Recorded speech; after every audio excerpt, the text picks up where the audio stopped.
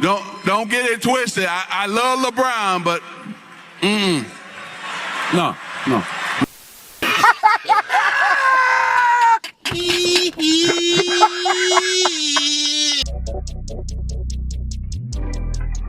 Yeah. Yeah. Can you believe they told me that I would never make it? Now we smiling in their faces, smiling in their faces.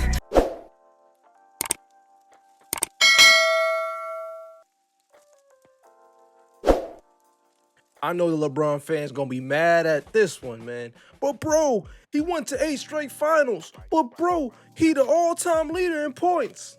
Man, he good at underachieving, man. But we don't celebrate going to the finals if you don't win them.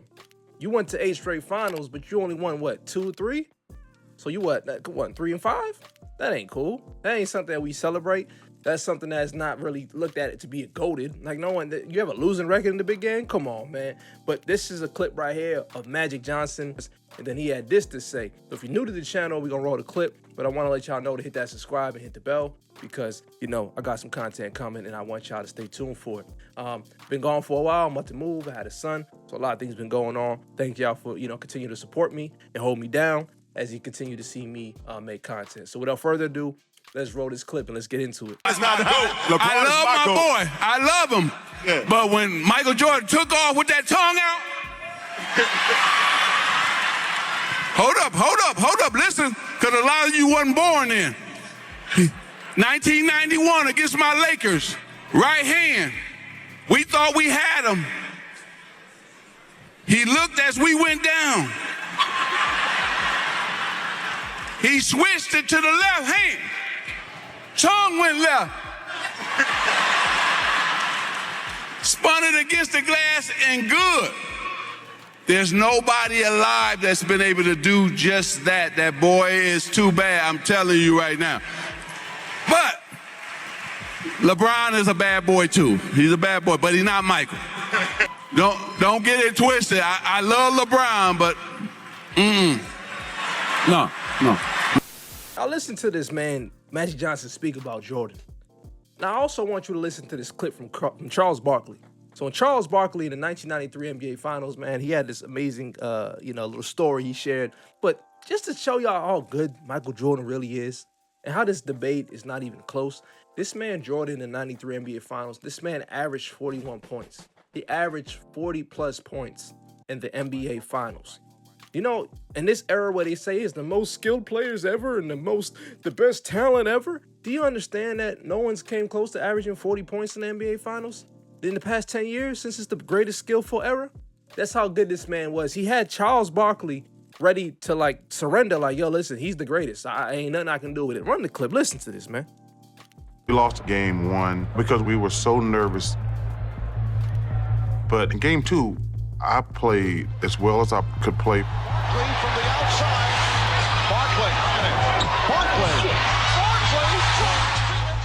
And Michael just outplayed me.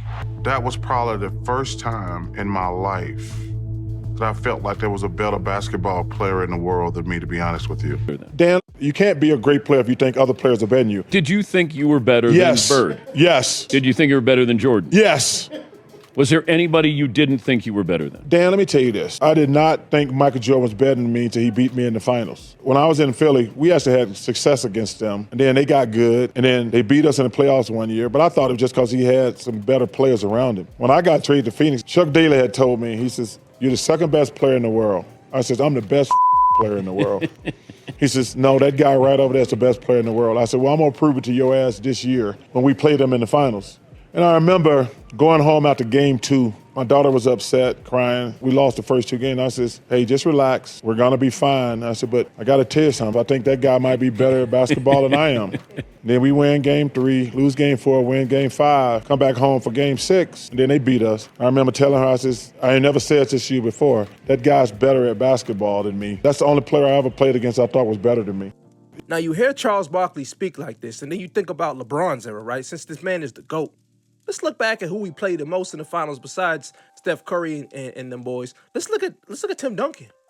Do you think that Tim Duncan played against LeBron James 2 times while he had a super team and 1 time while he was in Cleveland? Do you think Tim Duncan thought the same way Charles Barkley did? Like, yo, listen, There's nothing I could do about it. This man is just too good. That's it. Like, we don't have an answer, man. I was like, ain't nothing I can do about it. This man is just too good. No, because he ain't that great. The problem we have is a lot of the fans try to justify longevity to make you great. That's not greatness, man. That's awesome, but it doesn't make you great, because now you're saying that you have been in your prime your whole career and you still haven't been able to achieve more than Kobe. You still haven't been able to achieve more than Magic. You still haven't been able to achieve more than Jordan. So you're telling me you can play and be at the best of your abilities in your 40, 41, and your whole 30s, you're still in your prime. And yet you still, even after having a bunch of super teams, even after having top 5 players in the league, Anthony Davis, Luka on your team, you have a stacked deck, you handpick your teams, you're still not able to get over this hump. You're still not able to be get more chips.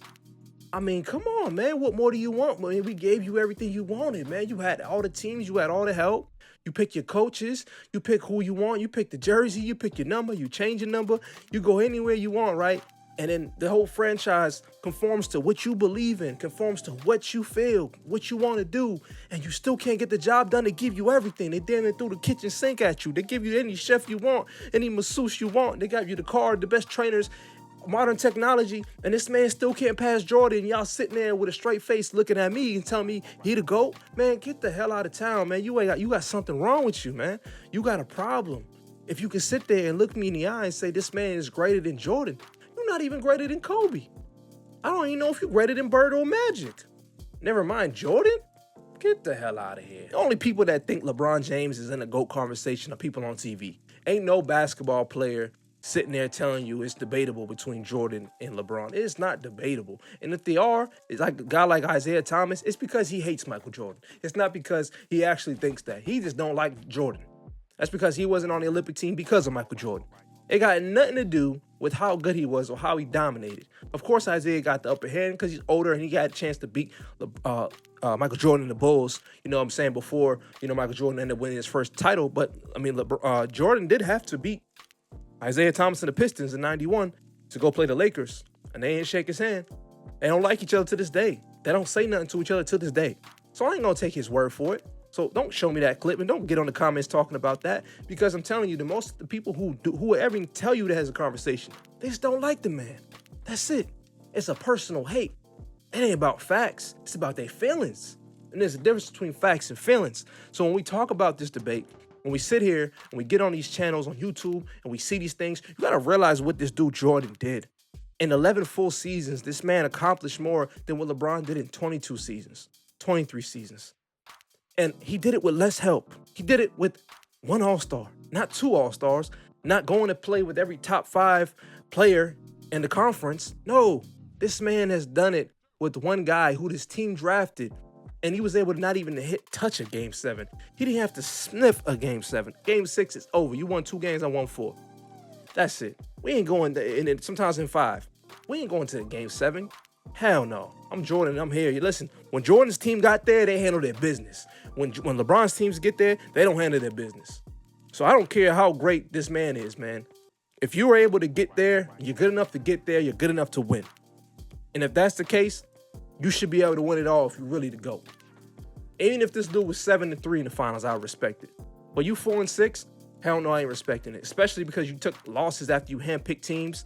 Kevin Love, Kyrie Irving, Dwayne Wade, Chris Bosh. You got 2 losses with Dwayne Wade.